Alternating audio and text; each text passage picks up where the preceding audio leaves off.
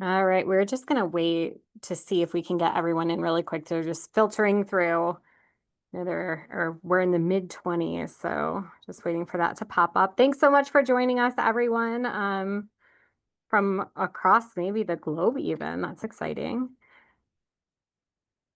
All right, let's go ahead. We don't have a ton of time here, so it's going to really be a little jaunt through the UCAS system. We'll try to be as brief but as complete as possible. If you do have any questions, just kind of type them in the chat as we go. Starting off, my name is Alana Stuart. I'm the regional manager for the US and Canada for the University of East Anglia. I've been working for them for about 9 years, and I'm based in Michigan.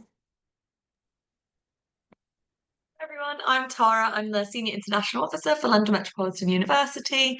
I work with students from the US and Canada, and I'm actually based out in Canada. Hi everyone, my name is Maddie Reeves. I am the International Officer for the US with Queen's University Belfast, and I am based out of the greater Cincinnati area. All right, so we'll go ahead and get started. So just a brief reminder for some of you, we'll go through these couple slides really quick. But the United Kingdom is 4 nations. So there's England, Scotland, Wales, and Northern Ireland. And they each have their own education systems, but they're kind of united under this one UCAS system, which is nice. Most universities are going to offer the standard 3-year bachelor degree with the exception of Scotland, and they are a 4-year degree. There are obviously exceptions to this, depending on the major, depending on the course, depending on whether or not there's a sandwich year added in. But again, those standard courses are going to be 3 years. They are very subject specific. So unlike the US, where you can come in undeclared and undecided and change your major 4 or 5 times, you really do want to know what you're doing when you apply to the UK, because from day one, you are in your subject area, and that's all you study for that standard 3 years. On top of that, too, we look for more independent study, or we typically say that students are a little bit more independent. And that's not to say that we don't have support services, but what we do say with that is that students are expected to do a little bit more research on their own, and it's a bit more research heavy than we might think in the US, where they're probably going to be doing a dissertation or a final project in that last year. So the top reasons to study in the UK, just to remind you all, the shorter duration and the cost. So a lot of us are cost comparable to out of state, sometimes even in state, depending on what state you're situated in or where you are. And that 4-year program elsewhere obviously at least represents 1 more year of cost. And then when you're doing the 3-year program, that also means you can get out into your job a bit faster. And that represents 1 more year of salary that you'll get. That specialization is really important. So, some students may never want to see math again. They may never want to see English again. In the UK, if it's not related to your subject area, you won't see it. So we get those students who really know what they want to do and are really streamlined from high school, which is not necessarily for everyone, but I'm sure we all know there are some students who do fit that bill. The UK has globally recognized degrees. It's an education system that's been around for centuries. And so when you talk about it, it is a global powerhouse, and that degree does carry weight wherever you go and back to the US. And then there's also a rich culture in the UK. I'm sure you all know we do get some of it that carries over into the US and some of it into Canada and the rest of the globe too. So you can immerse yourself really in that diverse culture that really is kind of a melting pot. And I think you'll see on average, our campuses tend to host more international students than your average US university as well, usually hovering around 20%, I would say, on average, maybe. All right, so other reasons, a couple more. So politics, you get to experience a different political system. Depending on where you are right now, things might look a little rough for you and your students. So we like to say that you'd experience a culture that is maybe a little bit more accepting, especially for the LGBTQ plus community. And we've been mentioning recently too on the Global Peace Index, the UK is a very safe place to go. The UK is ranked 34th and the USA is 132nd. So that just kind of shows you that you're going to a place that kind of is going to be safe, it's going to be welcoming, and it's going to be a nice place for your students to explore a new culture and a new environment. There's excellent public transportation across to continental Europe, but also within the UK over to Ireland. You can jump on a flight that's extremely cheap, even the next day, and get to somewhere completely different in a completely different culture than the UK. And also within this, a lot of the times we only have one student maybe from each school. They gain a sense of independence going to the UK because not only do they have to kind of learn to be on their own, but they have to deal with the cultural adjustments. Even though there isn't necessarily that large of a language gap, you still are kind of experiencing that cultural fatigue and learning how to survive really on your own, in a lot of cases, an ocean away from the rest of your family. And then that global job market, we have a lot of connections, a lot of the universities to multinational corporations. So that means that our students are very mobile. And again, that UK degree is recognized very well. So going into UCAS, which is the UK's undergraduate application system, if you are familiar with UCAS or with Common App, a lot of people say it is kind of like the UK's Common App.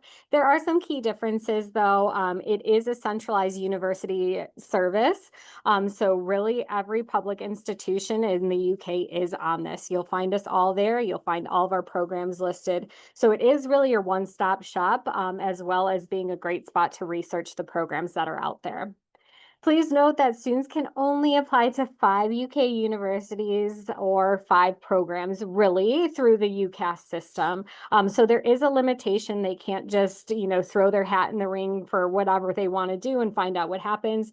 They really have to do their research to figure out what program and what university is going to be the best fit for them.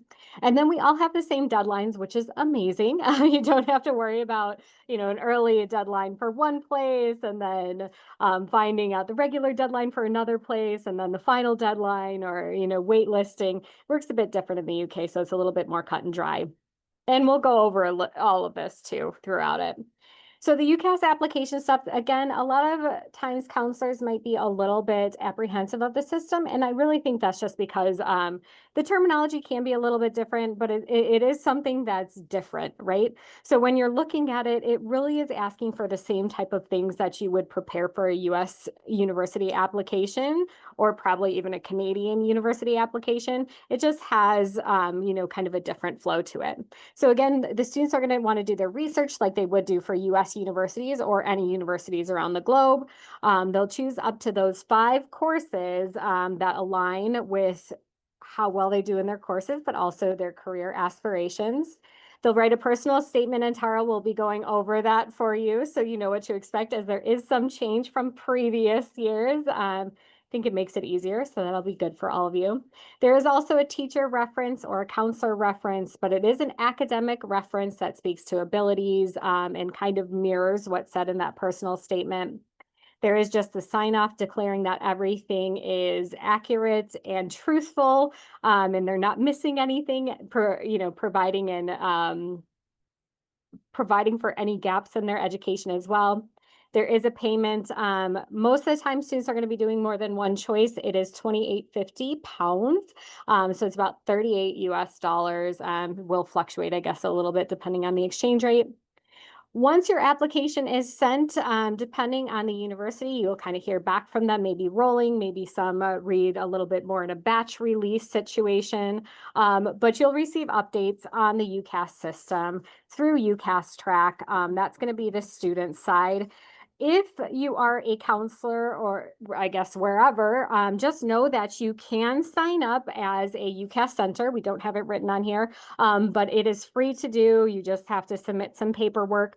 So while you're doing, I think it's worth it because that allows you to see the back end of the applications too. So you see kind of what the students are doing, and there's some excellent data points in there as well. So you can kind of see and track what your students, students are receiving and all their offers, kind of along with them.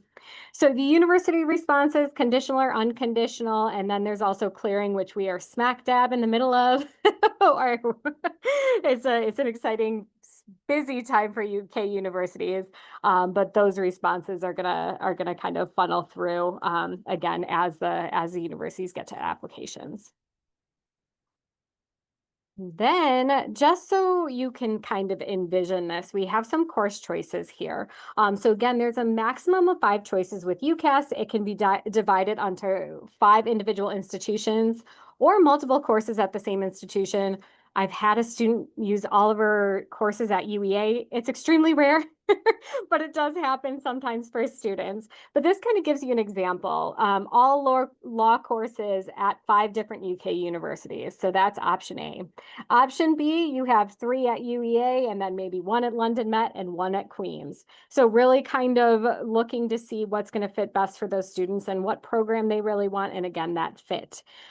Please mind, Tara is going to go over this, but there is one personal statement for all courses. So they should be in a similar vein to each other so that that personal statement makes sense to the program that they are applying to at every single university. And obviously shouldn't mention a university specifically.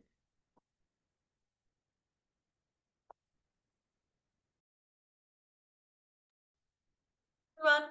So I'll go through the personal statement. So this is one, the kind of key part that they'll talk about in terms of the UCAS application.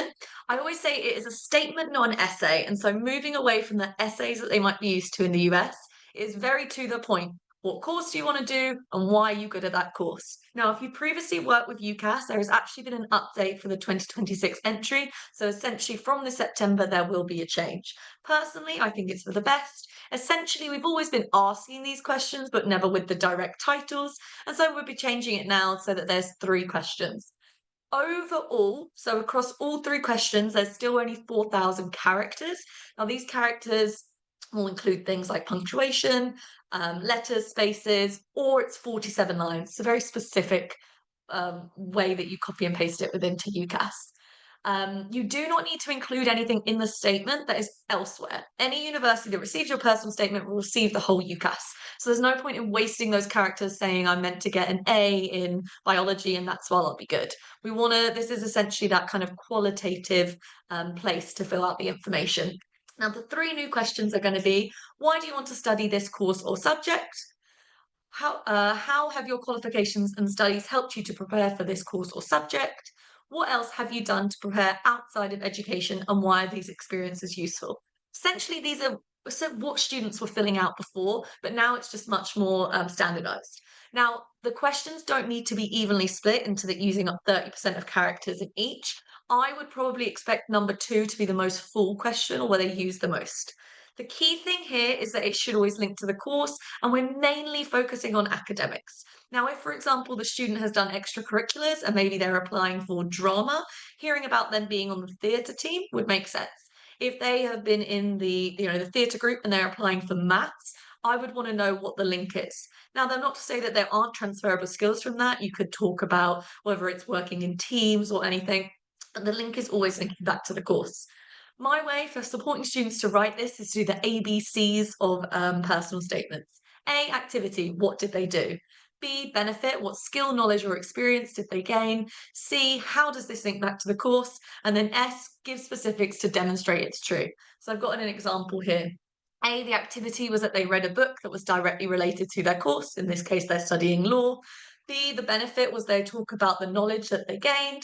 C, they talk about how this links back to their course and how they will use it. And S, they provided specifics to prove that they actually did what they said they did. In terms of the teacher reference, this is also 4,000 characters. However, you don't have to use all of it.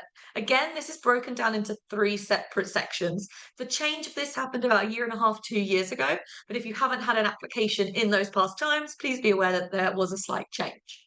The first section is asking for your general contextual information. So we'd want to know things about like progression rates, how many students go on to university, if, for example, your school had any large staff changes, if it has, for example, in the UK, the terminology was a number of students on free school meals, things like that, to put contextual information to what your school is. The second is extenuating circumstances. Most likely, for most students, this will be left blank. However, for some students, there will be extenuating circumstances. You must get permission from the student to write that in.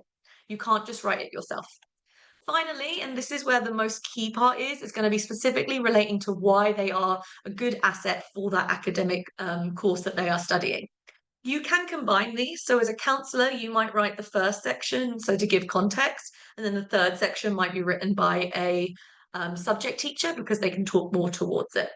This is why we brought up UCAS centres. I can't recommend them enough. If you're used to Common App and you can see that back end, it's the same kind of theory. When you are writing references, being a UCAS centre makes life a little bit easier because you can add it on the back end and then finally send off the application.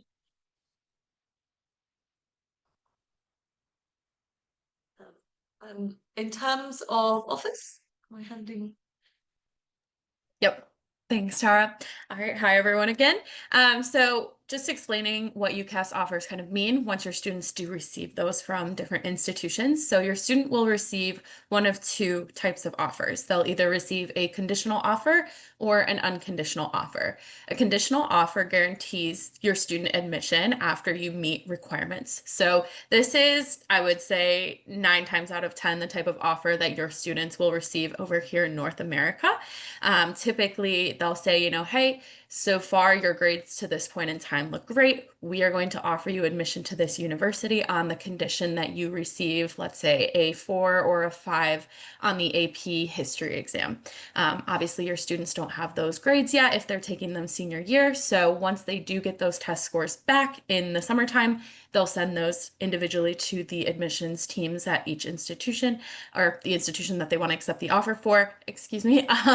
And then from there, you'd be upgraded to what's called an unconditional offer, which is the other type of offer. Your student may receive this right off the bat if they've taken all of the classes they need through junior year, let's say, and have all of the test scores that they need as well. But if not, the unconditional offer is essentially saying your place at the university is fully secured and you do not need to send in any more test scores or grades from classes. You've met all of the conditions that you need to meet to be offered a place in this course. After you've received your offer, whether it's conditional or unconditional, you will choose your firm choice. Once you send in your conditions of the offer, if it's a conditional offer and it's upgraded to unconditional, you will be admitted to that university. And then in addition to that, you'll also select your insurance choice. Your insurance choice is kind of that choice that is your fallback. Let's say you need a 5 on the AP history exam to secure your place at X university, but you end up getting a 4. Y university might be okay with accepting a 4 on that AP history exam. And so you want to have them as that insurance choice in case, again, you don't meet the requirements that you need for your firm choice. We'll go ahead to the next slide. Awesome. So these are just a couple of UCAS deadlines. We've kind of talked about the process, but let's put some dates on them as well now. So the 2nd of September is the first day that you can submit a UCAS application for the 2026-27 academic year. You're welcome to make a UCAS account right now, as are your students. They can kind of use it as a database, which I'll talk about in the next slide, but they're not able to submit any applications until the 2nd of September.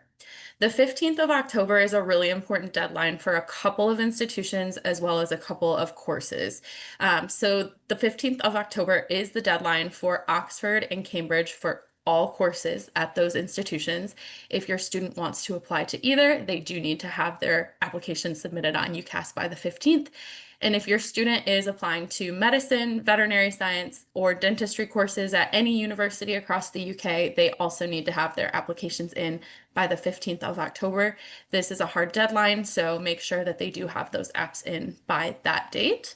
For every other institution and course, for the most part, the equal consideration deadline is going to be the 14th of January. So your students do have plenty of time if they're looking at other institutions and other courses outside of those that I just mentioned. This equal consideration deadline is the point where everyone who has applied up to the 14th of January will be equally considered for a spot in the course at these institutions. After that, you can certainly still apply. There just might not be spots available anymore, so it's prudent to get those applications in before then. I always say try to kind of encourage your students to get their applications in over the winter break at the very latest if they can, and then they can kind of start focusing on individual institutional scholarships and things like that in the new year. The 13th of May, 3rd of June, and 22nd of July are going to be the different reply deadlines. The deadline will depend on when the students receive their last offer. So once they have all of their offers in place, they can make their firm choices, their insurance choices, and then get rid of the offers that they're not interested in anymore. On the 30th of June, this is going to be the final deadline for submitting applications before clearing opens. So if your student, let's say, applies to only schools in Canada or the US, but they change their mind, come May 1st, and they're interested in potentially studying in the UK as well and seeing what their options are, they absolutely still have time. They just need to get it in before the 30th of June. And then the 13th of August, this is more so related to UK students or students around the world who are participating in A-levels, but this is an A-level results day for them. And so this is when they will be able to upgrade their conditional offers to unconditional if needed. Next slide, please. All right, so some final tips and tricks for you all today before we go into questions. Like I mentioned, utilize UCAS as a search engine. We want to make sure that we're identifying the programs we want to apply for ahead of time. So use this as a way to kind of compare programs, see, let's say where marine biology is offered, and then look at institutions from there. They'll have links out to their individual program web pages. So it's a really great kind of first starting or stepping stone, if you will, in that college search. Plan ahead with your students. So use that timeline, start talking about the process and admissions requirements as early as sophomore year for students who are interested in studying in the UK, especially because you do have to be strategic about the classes that you're taking for some admissions requirements. Have supporting documentation ready to send to individual universities upon request. Once you send in your applications via UCAS, you'll then be contacted by university admissions offices for things like AP test scores, ACT or SAT test scores, and official transcripts. So skipping to the bottom point, make sure you and your students are regularly checking your spam and junk inboxes just in case, because sometimes these foreign emails will go straight to there through the filtering system. So keep an eye on it after you've submitted your apps.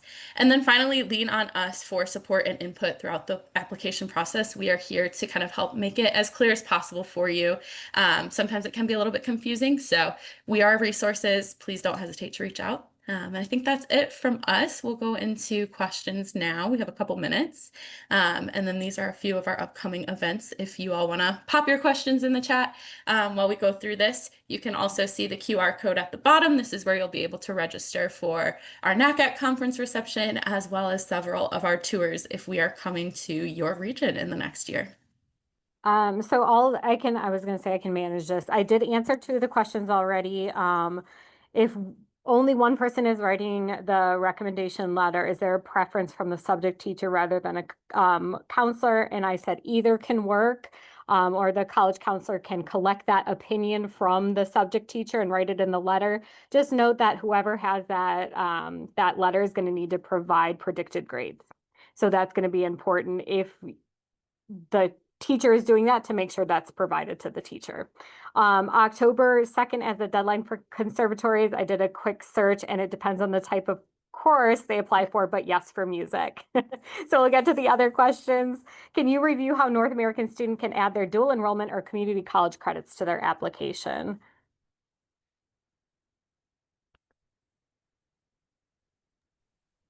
I'm going to assume this is that you've maybe had a previous student try and upload them and it didn't come down in the drop down. UCAS is essentially preset for UK students, so sometimes you do have to kind of fit the rest of the world in. And so if it doesn't have that in a drop down, you can typically click other, and there's actually a really great one as a UCAS center. They have really great FAQs on this, but I already know that UCAS has a kind of demonstration of that. If your particular qualification is not in their drop down list, you can literally add it as an other, and that's what you should do.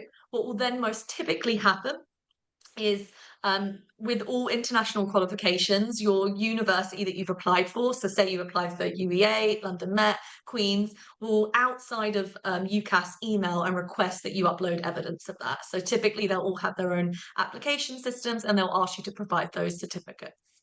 Moving on from that question, I think a good follow for you is, are SAT and ACT generally required for UK unis?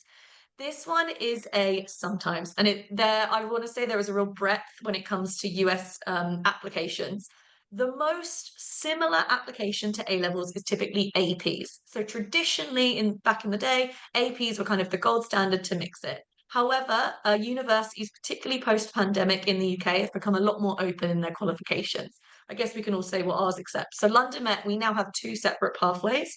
So for students who have kind of external exams, and this is typically what universities talk to, because we had never got GPA as someone who studied in England, you never get assessed by your teachers, you're always externally assessed. When it comes to those of external exams, so we're talking APs, SATs, ACTs, 1 year at community college, we can look at that as your application. So for example, 2 APs at 3+ would meet many of our requirements, 1100 SAT, 22 ACT plus. We know a number of students now aren't taking these qualifications, so London Met have set up a separate pathway for students without them, but we'll look at your GPA and then we do our own assessment called a US alternative assessment. I'll hand over to Maddie if you want to say how Queen's would deal with that.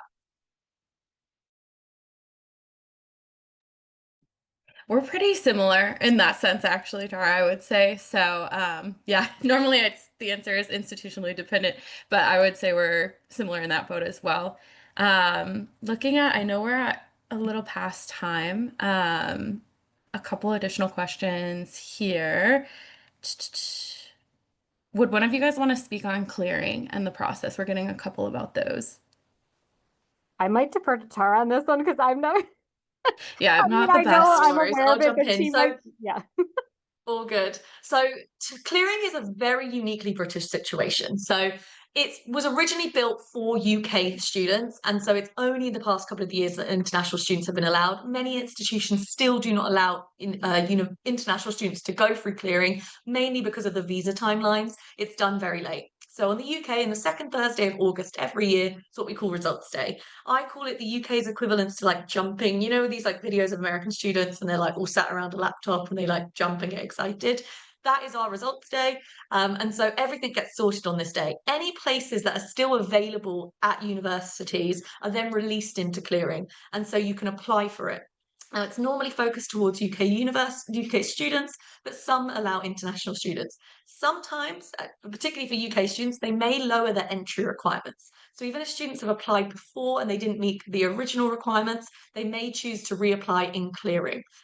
Clearing is incredibly fast-paced. Essentially, everyone either calls or emails or does a form at 8 a.m. on the second Thursday in August, which means if you are international, you are waking up probably in the middle of the night to try and get on those phone lines. I normally don't recommend that international students try and go through this route because it's quite difficult when you are doing your visas and everything like that. But it is a potential opportunity to get into university, particularly if you're trying to get in there much later.